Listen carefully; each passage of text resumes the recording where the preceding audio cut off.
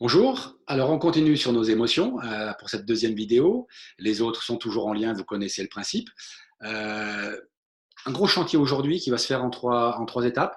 Premièrement, c'est comprendre comment on se rend à notre adresse. Je vous rappelle que nos émotions, ce ne sont que des enveloppes que nous envoie notre cerveau mammalien pour nous expliquer quels sont nos besoins psychologiques. Donc, un, comprendre comment on fait pour lire l'adresse qui est marquée dessus. Deux, comprendre ce que c'est qu'un besoin psychologique. Et puis trois, quelles actions je mets en place pour, en conscience et en responsabilité, et vous allez voir, surtout sans culpabiliser, j'arrive à alimenter ce besoin-là. OK? Donc, première chose qu'il y a à faire, quand notre cerveau mammalien nous envoie des émotions, c'est tout simplement les comprendre, les écouter. Et aujourd'hui, je vous ai dit qu'il y avait quatre grandes émotions. On les avait classées comme ça, qui étaient la peur, qui était la tristesse, qui était la colère et qui était la joie. Mais on va se rendre compte qu'il y a beaucoup de subtilité là-dedans. C'est-à-dire que si vous mettez que le mot peur, derrière, ça risque de vous envoyer à un endroit qui est, c'est un quartier la peur, ou c'est une ville la peur. Mais là, on est sur une notion d'adresse, donc il faut aller chercher les rues ou les ruelles. Et plus on sera précis en fait dans la définition de nos émotions, plus on aura la bonne enveloppe et le bon courrier qui va avec. Si jamais on reste de façon un peu trop généraliste, on risque d'avoir plusieurs enveloppes à ouvrir. Et donc, du coup, beaucoup de mal à poser des actions concrètes dessus. Vous voyez? Donc, l'idée, c'est d'être assez précis dans le libellé de l'adresse. Donc, une émotion, elle est plus subtile que la peur. La peur, oui, très bien, mais c'est quoi? C'est de la crainte, c'est de l'appréhension, c'est carrément de la phobie. Vous voyez, ça demande à préciser.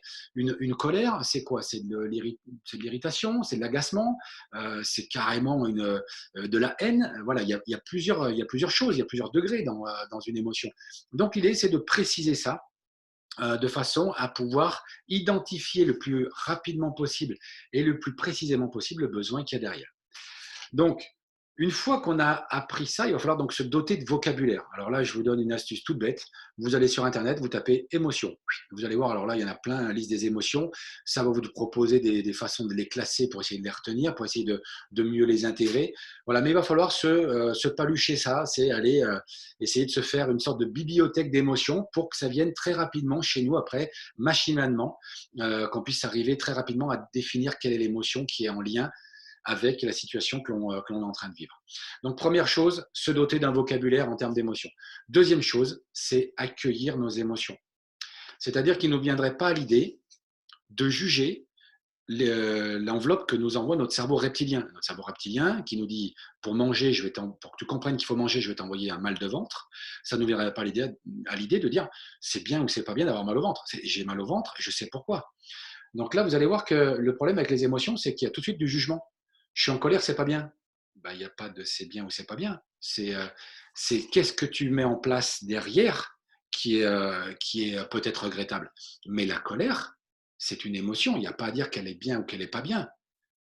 C'est une adresse. Donc, intègre cette adresse et accueille-la. Tu vas dire merci à ton enveloppe de t'apporter du courrier. Tu ne vas pas la juger, ton enveloppe. OK? Ça n'aurait pas de sens. Donc, c'est prendre ce temps-là et vous allez voir que là, il y a du job à faire parce que on nous a quand même bien appris à culpabiliser par rapport à ça. J'en profite d'ailleurs, cette notion de culpabilisation, parce que l'autre jour, j'ai expliqué que c'était nos parents qui nous avaient appris à gérer nos besoins physiologiques et qui ne nous avaient pas appris à gérer nos besoins psychologiques. J'espère que vous n'êtes pas allés leur casser la figure, hein, parce qu'ils y sont pour rien. Parce qu'eux, on leur a appris ça de la même façon. Et la génération d'avant aussi. Donc peut-être que c'est maintenant qu'on est en train de comprendre tout ça, mais c'est peut-être juste sociétal ou culturel, où voilà, aujourd'hui, on ne nous a pas appris ça. Encore une fois, c'est un fait, point final, il n'y a pas de jugement. Je ferme la parenthèse. J'espère que vous avez rien fait comme boulette avec vos parents suite à ma dernière vidéo. Voilà, donc du coup, j'accueille ça, pas de culpabilisation, c'est un fait. Est-ce que est-ce que c'est de l'amertume? Est-ce que c'est de la crainte? Est-ce que c'est de l'agacement? Qu'est-ce que c'est précisément? C'est quoi mon émotion?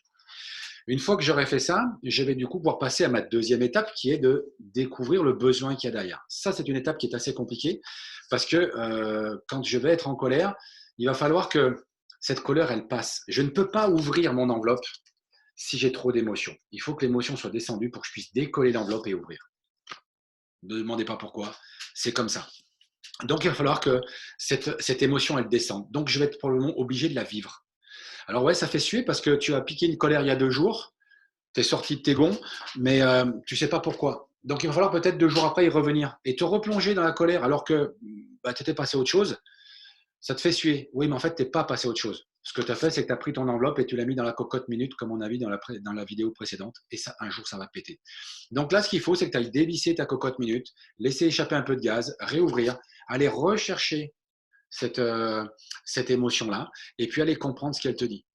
La dernière fois, moi, que j'ai eu à le faire, parce que au début, vous n'allez pas arriver à dire, alors, c'est quoi le besoin qu'il y a derrière? Ouais, ça, vous allez y arriver une fois que vous avez commencé à prendre l'habitude et avoir une certaine expérience dans la gestion de vos émotions.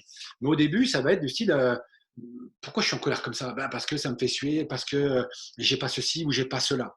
Et donc, en même temps que vous allez l'expliquer, c'est arriver à vous écouter et à vous dire, ah, mais c'est parce que j'ai pas ceci que je suis en colère. C'est ça qui me manque, en fait. Et donc, à partir du moment où vous allez dire c'est ça qui me manque, vous allez comprendre le besoin qui est à l'opposé. Je vous prends un exemple. Moi, je me mettais en colère assez régulièrement pour une procédure administrative, comme on en a tous dans nos boulots qui nous saoulent.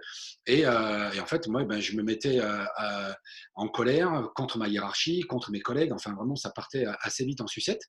Et puis, je suis revenu là-dessus en disant, mais c'est quoi le truc qu'il y a derrière? Pourquoi ça te fait suer? Eh ben, c'est parce qu'on m'oblige à faire des trucs que j'ai pas envie de faire. C'est complètement débile, c'est complètement irrationnel, cette histoire-là. Et là, en écoutant ça, je dis, ah oui, c'est plutôt un besoin de faire des choses que moi, je trouve pertinentes. C'est-à-dire que j'ai besoin d'autonomie. Je dis, non, c'est pas de l'autonomie. J'ai besoin de liberté. Non, c'est pas ça non plus. Et puis, à un moment donné, je dis, tiens, mais je n'aurais pas besoin de m'affirmer par rapport à ce truc-là. Et d'un coup, dès lors que tu mets le doigt sur le besoin, tu vas voir que ça s'éclaire. Tu dis, ah ouais, c'est ça dont j'ai besoin. Et donc, tu te dis, ok, très bien, donc j'ai un besoin d'affirmation. C'est ce besoin-là. Encore une fois, soit vous faites cette méthode-là, qui est un petit peu empirique, hein, on y va, on se casse la figure, on se relève, on essaye, on ne trouve pas tellement, on retente. Ou alors, vous allez taper besoins psychologiques sur Internet, là aussi, vous essayez de tous les avoir. Et puis ensuite, ben, vous déroulez votre catalogue une fois que vous essayez de chercher votre besoin.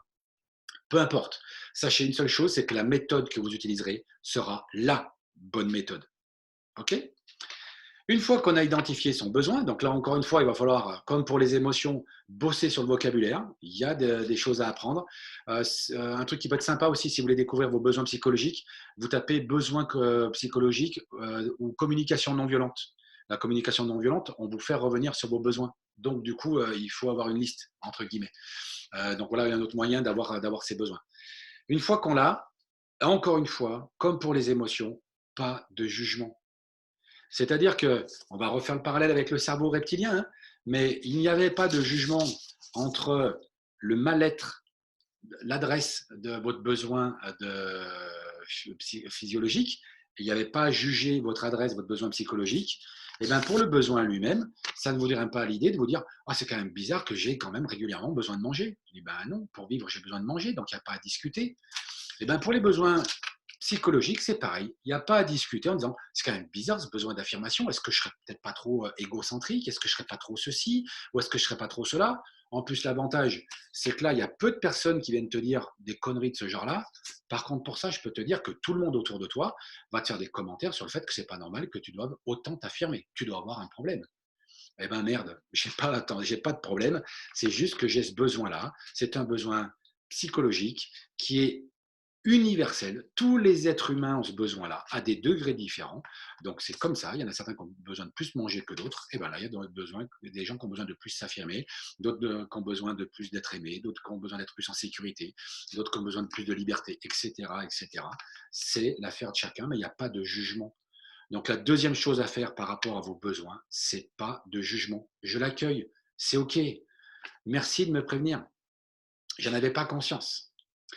Et là où, par contre, il va y avoir des choses à faire, et c'est la troisième partie, c'est maintenant, c'est poser des actions. C'est-à-dire que j'ai compris que j'avais besoin de manger, je ne me contente pas de ça. Vous êtes d'accord? Et on va passer à table après.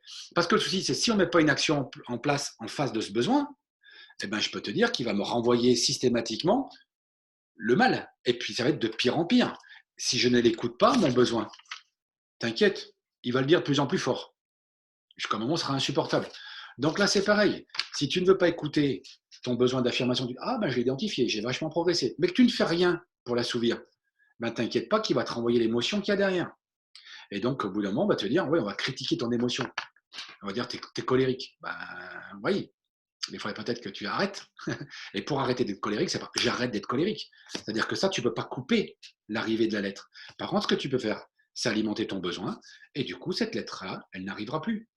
C'est ça, gérer ses émotions. Ok, c'est pas y mettre un gros capot dessus et tout attendre que ça explose. C'est pas ça.